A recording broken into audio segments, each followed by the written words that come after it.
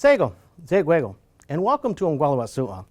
We're happy to share with you news and updates from the Saint Regis Mohawk Tribe. We are pleased to report on all the work that is being done to help build a better tomorrow. I'm your host, Brendan White.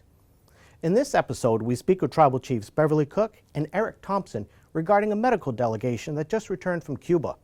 They share with us a medical treatment that is helping patients deal with diabetic ulcers. Let's take a look. Thank you very much for joining us this morning. Now, my understanding is that a medical delegation recently traveled to Cuba to look at a new treatment that's available for patients suffering from diabetic ulcers. Now, why is diabetes of concern for the Saint Regis Mohawk Tribe? We have very high prevalence rates here in Akwesasne, not only here, but the whole south and eastern portion of the United States. For some reason, our diabetes prevalence rates are much higher than other Indian communities across the country. In Akwesasne, though, we have about an 18% prevalence rate here, whereas New York State has 9%. So, or 6%, I'm sorry. So we're three times higher prevalence rate here in Akwesasne than the rest of the state. So as a result, we see the complications of diabetes more frequently than other communities do. As of late, we've had a very excellent wound care team established at our chronic care program at the clinic. Not all communities are so fortunate to have that. And it's also very time intensive. So looking into a medication that could accelerate the healing of diabetic wounds and to prevent subsequent amputations was the key focus. What led you to go to Cuba? We had heard about a medication called Heparin-P. It's relatively new, maybe 4 or 5 years old, I think. It could be a little bit older than that. But it's presently being marketed to 30 countries around the world, except for the United States and Canada hasn't approved it, largely in part because of the embargo that's been in place for decades over Cuba. So we haven't had access to it. We just heard about it maybe 1 or 2 years ago. The effort to research it and have people go and investigate, what the possibilities were for acquiring this medication were actually proposed to a larger organization last year, and they did nothing with it. So being a little bit impatient about it, we thought that we would, if the chance came about, that we would investigate it ourselves. And how did that chance come about? What were the steps for this delegation to be assembled? We went to, I think it was an NCAI meeting in Washington, D.C., and there's a gentleman named Jose Pereiro, who's the Assistant Director of Research at the Smithsonian's National Museum of the American Indian, who is actually from Cuba. He had ties with the ambassador to the United States from Cuba, discussed, public affairs with him, and the medication came up in their conversation. Also, the fact that there's lung cancer treatments that are undergoing clinical trials presently at Roswell. So we were asked if we would be interested in visiting with the ambassador and, inquiring about the medication. And so we took him up on that offer and visited him in December of 2015. And about 5 or 6 weeks later, surprisingly, we received an invitation from the ambassador and the Minister of Health in Cuba for us to come and visit and to see their research facilities, to speak with them more extensively about the medication and so on. And so we took them up on the offer, and that's how we ended up going. We formed the delegation. Our health director went with us. One of the physicians from the health services clinic came with us. and Jose himself, and Gudgy Cook also accompanied us as a representative of the Novo Foundation. And we also took Allison Doctor, who's a consultant with the tribe and with Health Services, and is also a communication specialist, to come and witness and help us design, our communications when we returned home. Excellent. And what were some of the facilities that you visited while in Cuba? There was a litany of facilities that we visited. I think there was really what we were given a tour of the model of their healthcare system. So we began in the ministry, meeting the minister of health and having a meet and greet and an explanation of what their system looked like, and then we proceeded to get a tour of the model, physically visiting their clinics, their polyclinics, the research facilities that develop their medicines, and their hospital units. So there was a total of, was it 14? I think it ended up being 12 facilities that we visited. Right. Mm-hmm. Now, per capita, Cuba, it leads the world as one of the countries in producing physicians. Why is that? They, when the embargo hit, they had to turn their attention to the health and welfare of their community, because they had nothing coming in. Community, I mean their island population. So they put much of their resources into medical care, research, and prevention. Due to the embargo, has that resulted in Cuba looking at alternative forms of treatment? I think that, getting to the other question, the fact that they have an emphasis or a focus on the medical area stems from the fact that after the revolution, the majority of their physicians left the country. Mm-hmm. And I think that 2 out of 5 or 3 out of 5 left the country, so they had to rebuild that. And the model that they chose to focus on is the educational model of producing these physicians, and I think they laid the foundation for that and built on that with regards to R&D, research and development of different medicines that would help their own population and then the world at large. And I think that their emphasis and the time and effort that they put into that model is what they're looking to after, I think, the embargo, or after the relations thaw. I think that's going to be a revenue stream, or at least a part of their economic model going forward, because they've put so much emphasis and time and effort into that. I think that that's going to be one of their one of the pillars of their economy, I think. Now, when you talk about relations thawing, that is more for the United States. Mm-hmm. But historically, the Iroquois have had a relationship with Cuba.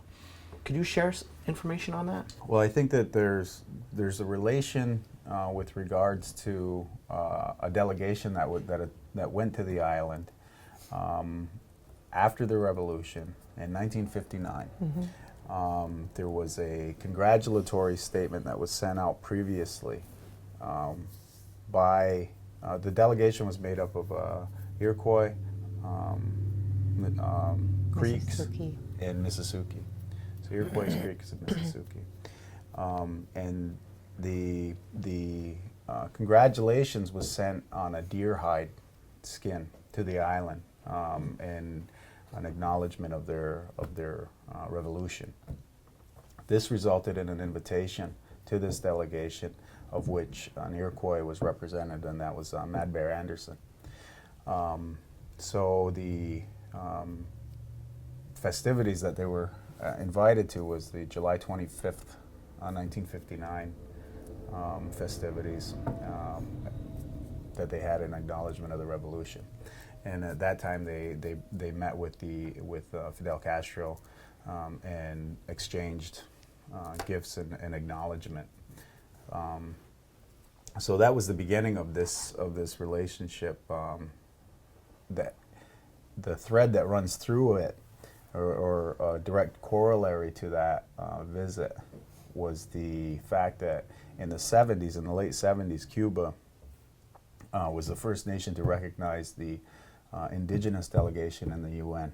So that comes directly from that relationship that was established. So, And I trust that relationship had some influence on the invitation being extended. I think so. I think that they identify with the indigenous people of North America as a whole. For whatever reason, I think that they recognize us as being as surviving colonialism, and they for whatever reason they identify with us, and I think they want to foster that relationship. And this was, to me, I think that invitation, the invitation to the ambassador's office, and then the subsequent invitation to the island is a direct, that's a direct result of that. Now, with the delegation, you had Michael Cook, who is the Health Services Director. You also had Dr. Robinson. But as political leaders, what are you hoping will be the outcome of the trip? The context that we went down there was to investigate the medication itself and how to acquire it. To also be cognizant that Heberpro-P is going to be undergoing clinical trials in the United States. It's just a matter of time. The University of Arizona is presently petitioning to conduct those clinical trials, which is going to take about 3 years and millions of dollars to complete. What we don't want is when that does become FDA approved, that we don't get lost in the shuffle. The budgets for Indian Health Service are not as well funded as we feel that they should be, especially with the United States having an obligation to provide health and welfare for the Indian people. So we want to be able to discuss these matters, being informed with larger organizations, NCAI, USET, National Indian Health Board, Tribal Leaders Diabetes Committee, and so on, to be able to advocate for Native people to have full access to this medication. Many people don't realize that the funding for Indian Health Service is even less than the funding that goes to the prisoners, to the prison system. So we're struggling and having to advocate strongly for every dime that we get in our budget, and often it doesn't get increased. So when this medication becomes available, we want to make it known ahead of time that we should have full access to this medicine. We have the highest rates and prevalence of diabetes. We suffer, entire families suffer the consequences of diabetes, and we think that that's a priority for our people to not be lost when that medication becomes available. There's also other ways to access the medication that became, that were told to us while we were there. This medication being available in other countries around the world means that our people maybe could go to Cuba to receive treatment there, or they could go to Costa Rica and receive treatment there. But that's going to require paving a way, probably politically, for that relationship to be made for our patients to be able to go there. So that was the other purpose of it. Also, they are willing to train our physicians if we can find a mechanism for that medication to become available for specific patients. So when it's a last resort, there's nothing else left for the patient to do, in order to save a limb. Maybe there's a way that we can get that medication for that specific patient through a physician who's been trained. They're willing to train physicians. They're willing to take our patients at a cost, of course, to treat them there. So there's quite a lot to look at, but the welfare of our population is really the priority. Now, Chief Thompson, we're not medical professions. However, what have you found to be the most eye-opening or startling information about Herbapro P? Well, I'll tell you, what impressed me is the before and after shots. In the stage that it was like stage 4, which is a very, like, I think it's the last stage of an ulcer. And having the before and after shots range from 45 days to 60 days, in some cases 90. The recovery or the scar tissue that was formed in that short amount of time was striking to me. And I'm not a medical professional, but I think that, you know, seeing the results of that in multiple slides on multiple patients, it's amazing. It's amazing. They've been able to reduce their amputation rate by 70 to 78% in some cases. So, you know, there's debridement of a wound where some of the dead tissue is removed, and then they start receiving the injections of Herbapro, and being able to avert, you know, a full amputation of toes or an entire foot. So I thought that was really amazing. So I know that we do, one of the comments that Dr. Robinson had made was that we have wound care and our patients spend a lot of time getting the wound care done. If we could get that same healing with the medications such as Herbapro,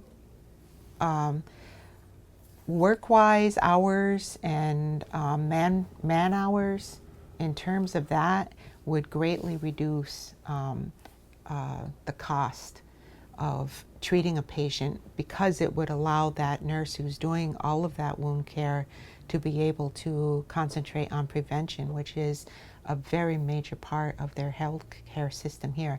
And we have prevention, but theirs is much more stringent, and it's an actual pillar of their healthcare system. So I could see where it would definitely take a systems redesign in order to incorporate some of these principles that they've implemented there in Cuba, but it would save a lot of time, and we would be able to put our resources elsewhere.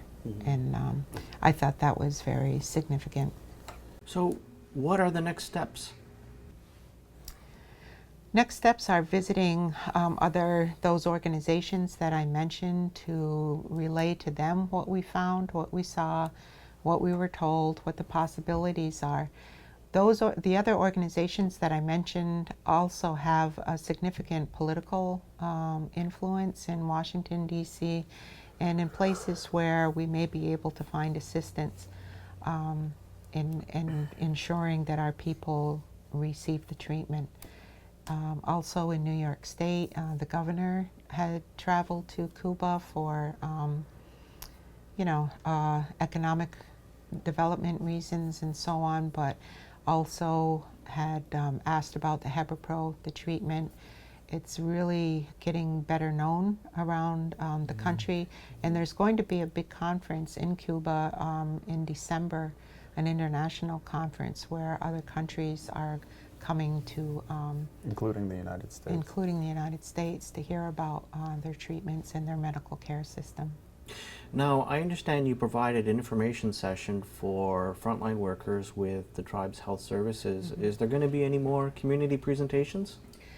This Saturday at the tribal monthly meeting, we're going to be giving a presentation, a report on our trip and what we found and what we saw there. Perfect. Is there anything else you would like to add? I'd like to add I think it would be remiss, again, the international aspect of it at the UN in Geneva that Mad Bear built upon was a continuation of the efforts of Discahe, who was a representative of the Iroquois in the 1920s, who went to the UN in response to the 1924 and 1920 a corollary on the Canadian side with regard to citizenship, pressing for the rights of Indigenous people. That was the foundation that was laid for the later efforts of the 70s delegation that went in, that was assisted when Cuba vouched for or sponsored that delegation. So I just want to add that. So it sounds like there's been a long historical relationship between the Iroquois and Well, I think Cuba comes in with Mad Bear, that visit. Yes. But the international presence was begun previously by this guy in the 20s. So it built upon it. The foundation was there, and it was built upon. Thank you. Anything further? No. Well, thank you both for joining us and for the information that you shared. Well, thank you. Yeah. Well, that's our latest episode of Onkwariwa'shòna. We're glad that you could join us. Until next time, Onagi.